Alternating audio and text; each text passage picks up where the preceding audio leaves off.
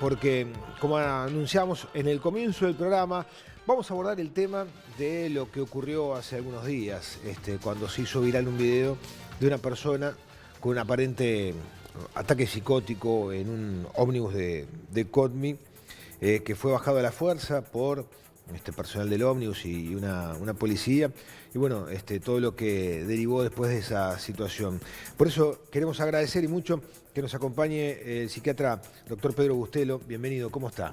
¿Qué tal? ¿Qué tal? Un gusto de estar acá y muchas gracias por la invitación. No, gracias a usted por aceptar la invitación y por abordar además este tema que me parece realmente interesante, porque, como advertíamos en las imágenes, en ese ómnibus hay mucha gente, que podemos ser usted, yo o cualquiera que estamos acá. Entonces me parece importante saber, aprender cómo proceder si nos toca ser testigo de una situación como esta que vamos a ver ahora. La recordamos antes de que comience a explicarnos, Con mucho gusto, así la claro. gente también va entrando en tema.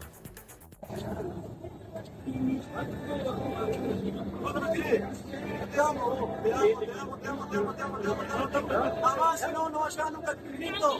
¡Mamá!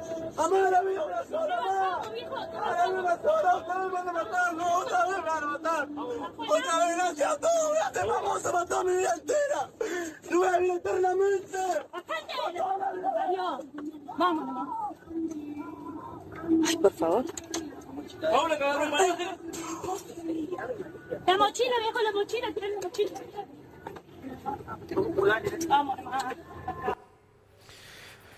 Bueno, es terrible lo que mostró este video, ¿no? Pero primero, ¿cómo podemos reconocer, como hay un pasajero más del ómnibus, lo que está pasando en esa situación? Sí, realmente, bueno, es una cosa complicada, difícil, desde el punto de vista que la gente no tiene por qué saber salud mental, psiquiatría, psicología, ¿verdad? A propósito de ver eso, nosotros tenemos un grupo de WhatsApp del cuerpo médico de la Fundación, y entre el cuerpo médico de la Fundación tenemos un doctor muy distinguido, el doctor Eduardo Curvelo, que es el jefe de la emergencia de Vilar de Bo. Chao, ¿está? No, ahí van los pacientes más graves en el peor momento, en la emergencia, ¿verdad? Entonces todos dimos nuestra opinión al grupo y escuchamos atentamente a Eduardo. ¿Por qué? Porque a él le toca ver a los pacientes, a los uruguayos que están más graves desde el punto de vista mental en el peor momento, en la emergencia. Y él ha ocupado este cargo en otras administraciones. O sea que él no está por un cargo de confianza, sino por su competencia técnica, ¿verdad? En primer lugar, a los psiquiatras nos pone triste esto. ¿Por qué? Y porque si es un trastorno emocional o mental, es un paciente.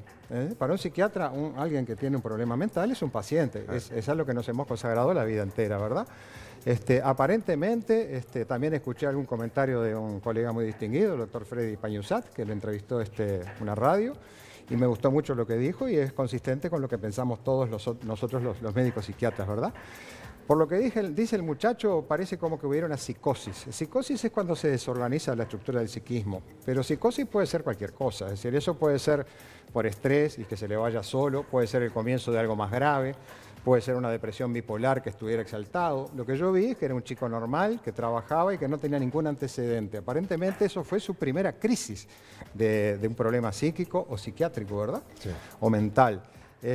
Como cualquier paciente, ahí comentó el jefe de la emergencia, dice, si hay peligro para la gente, que aparentemente no había tanto peligro, sí, y la policía tiene la obligación de reducirlo, esposarlo si es grave, ¿verdad? Los policías están entrenados para hacer llaves, sí, aunque sea una dama, las mujeres están empoderadas y las policías tienen ese entrenamiento, ¿verdad? E ir a una comisaría. ¿Para qué? Para que lo lleven a un hospital, claro, ¿verdad? Esa sería la conducta. O sea, se puede inferir que en todo caso hasta esto sería entrar en un término legal y capaz que no es adecuado entrar en el tema, pero digo, si alguien está atravesando una situación de ese, se lo deja tirado, es omisión de asistencia. Y ¿no se le prestó la asistencia que requería? Y sí, es decir, es tan grave que el paciente fallezca de un pico hipertensivo y le dé una hemiplegia y le explote una arteria en el cerebro y fallezca o quede con secuelas horribles, o que alguien por un problema mental salga corriendo y se coma el alambrado, claro. Es decir, cuando el gurí se da contra el alambrado, a mí me dolió, y a todos los que vemos eso nos dolió, ¿verdad? Y hay mucho preconcepto, ¿no? Hay mucho preconcepto con lo mental. La otra vez, en este mismo canal, con Luis Alberto Carballo, que nos había invitado, comentamos que los insultos que usamos los uruguayos, sí, me lo dijo una vez una señora en una charla, son todos vinculados a lo mental. Si un uruguayo quiere insultar a otro, estúpido, idiota, tarado, mongólico, enfermo, débil mental o sifilítico. Y sifilítico también quiere decir algo mental. pero es una enfermedad venérea, sí, pero antes de los antibióticos, en el siglo XIX, en un manicomio estaba lleno de gente con sífilis en el cerebro, entonces sifilítico era sinónimo de loco. Ahora, a nadie le dicen, telegráfico, a nadie le dicen gástrico, claro, fracturado, anda, sí, sos sí, un hipertenso. sos un hipertenso de Claro. porquería. Entonces, enfermarte del cuerpo es honroso y enfermarte de la mente es deshonroso. No, nadie está libre. Ese chiquilín podía ser el hijo de cualquiera de las personas Claro. que está mirando, ¿verdad? O uno mismo. O cualquiera de nosotros puede estar en ese ómnibus. También. ¿Cómo tenemos que hacer? ¿Qué tenemos que hacer nosotros si somos testigos y nos toca presenciar una situación de esa? Y bueno, realmente la población tiene que estar más psicoeducada. Esto que estamos haciendo es psicoeducación. Eventualmente decir, no, está mal el muchacho, es decir, no lo dejes tirado en la carretera. Además se iba el ómnibus sin la mochila. Imagínate el chiquilín en el campo, en la carretera, mal de los nervios y sin su mochila, con la boletera, con la plata para tomarse otro ómnibus, ¿no? Claro, ahora, digo, pero también, digo, uno no sabe, digo, al no conocer, Claro. y uno sabe cómo puede reaccionar una persona. Da miedo, da miedo. Claro, o sea, digo, da miedo. A mí no me parece bien que haya tanta pasividad, incluso lo único que se atiene es a grabar, nada Claro. más. Sí, sí. Pero también, o sea, yo me pongo en el lugar y puedo quedar hasta paralizado por temor a no saber cómo va a reaccionar, si puede reaccionar Claro. con violencia o no. Sí, ahí por eso nosotros acudimos a Eduardo, que maneja situaciones de esas en que son necesarios. Un varón agitado, corpulento, un marinero del puerto que habla otro idioma, que a veces son cosas que suceden. Vienen 10 coraceros y no pueden con él. Por eso, entonces, pero, usted aconseja en el ómnibus quedarnos quietos. No, ni siquiera estimular, impedir que la policía lo baje, sino... Estimular a que se lleve a una comisaría para que lo lleven a un lugar donde reciba asistencia médica. ¿Por qué? Y porque es un paciente. Además, en otra época era distinto, pero ahora hay pandemia de depresión, Claro. hay pandemia de depresión bipolar, hay cantidad de gurises que están así porque han ingerido un tóxico, y nadie está libre de tener un hijo así, y a nadie le gustaría que si le da una crisis psíquica, psicológica, de agitación psicomotriz, que lo larguen en el campo. Claro. Ahí, O en sea la que lo que usted carretera. sugiere es que yo, si me toca estar en ese ómnibus, le diga al chofer, no, vamos a llevarlo a la comisaría o a un hospital y que ahí se busque lo mejor para este muchacho y no dejarlo tirado ahí. Perfecto. Ahora, ¿cómo hago o cómo se hace para diferenciar entre lo que es un ataque de pánico y un brote psicótico? Ajá. ¿Hay matices como para Sí, advertir? sí. La persona que tiene el ataque de pánico no pierde el contacto con la realidad, ¿verdad? Lo único que puede perder contacto con la realidad es que tiene la sensación de muerte inminente. Él Ajá. piensa que se va a morir. Y la otra sensación tiene es que está perdiendo la cordura. ¿Viste? De Pero que no se pone violento. No, en general piden ayuda, tiemblan, sudan, lloran, tienen hormigueos, está como todo distinto, pero el ataque de pánico está clasificado dentro de los trastornos para ansiedad. Ahora bien, hay otros trastornos, como la depresión bipolar, que a veces debutan con un ataque de pánico.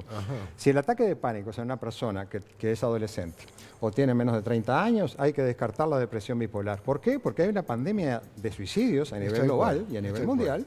Y el 90%, esto se lo tiene que grabar en la cabeza a los uruguayos, el 90% de los suicidios consumados, o sea, 9 de cada 10, son por depresión bipolar, que puede aparecer como apareció este chiquilín, o por episodio depresivo mayor. ¿Tá? Hay gente que teoriza con cosas, tratando de descubrir la pólvora, trata de descubrir el agua tibia, pero la pólvora la descubrieron los chinos hace miles de años, ¿viste?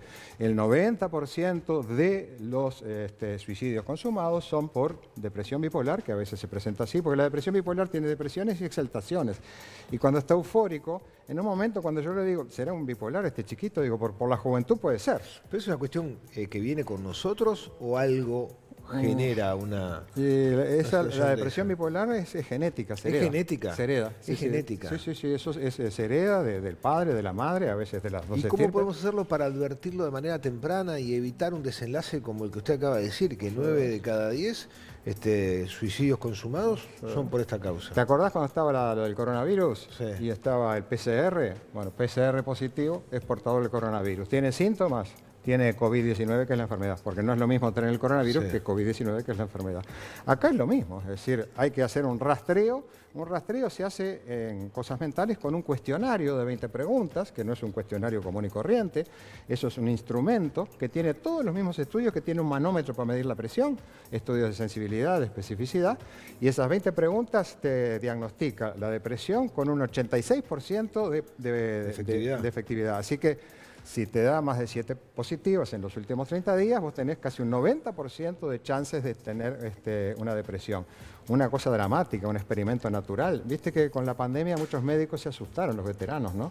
Sí. Hipertenso, diabético, estresado crónico, todos los médicos, me incluyo yo también, y se jubilaron por miedo a morirse, ¿verdad? En 33 no hay ningún psiquiatra residente. Bueno, eso le iba a decir. ¿Cómo está el sistema de salud para abordar precisamente este tema? O sea, ¿los prestadores de salud están dando un servicio como corresponde para atender la salud mental? No, está colapsada toda la salud mental, menos el servicio médico de la Fundación, está totalmente colapsado. Por ejemplo, hay un doctor que trabaja en la Fundación y trabaja en ACE en Ciudad de la Costa. ¿Bien? Dice, Pedro, yo trabajo en el paraíso y en el infierno. A ver, explícame. Y la Fundación es el paraíso, media hora para ver cada paciente, no estamos colapsados.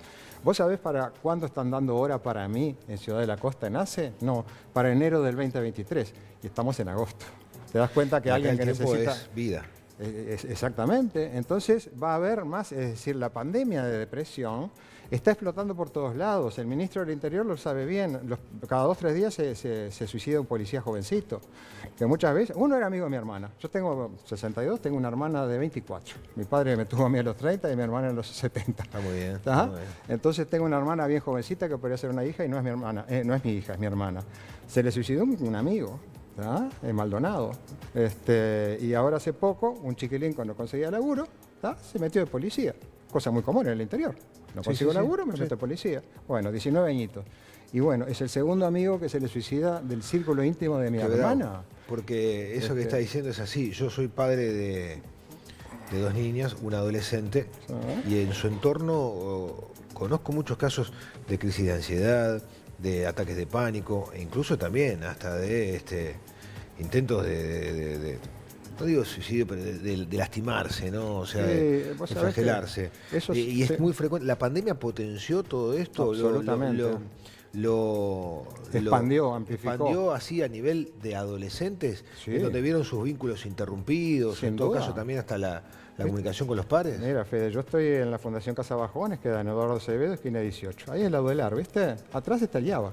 Sí. El otro día hubo una sentada de los chiquilines y de los docentes, 2 sentadas, una en cada turno, con mucha gente. ¿Por qué? Y porque una chica que decía que se iba a matar, creían que estaba jorobando y se suicidó.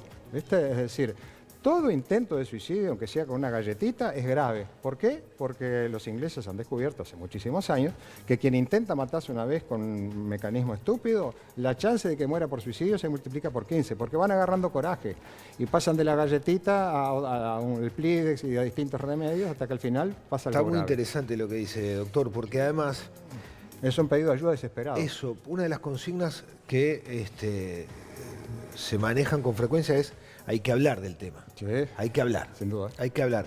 Ahora también, hay otras teorías que dicen que cuando alguien está atravesando una situación de estas, de vulnerabilidad emocional, psiquiátrica, y ha pensado en autoeliminarse, cuando ve que personas conocidas lo hacen, no es como que se interprete bien el empujón que le falta para hacerlo. Y bueno, eso se llama el contagio social del suicidio. Eso se descubrió hace muchísimos años cuando Goethe, el escritor alemán, el que da el nombre al instituto donde enseña alemán, escribió una novela que se llamaba El joven Werther, que era el personaje de la novela.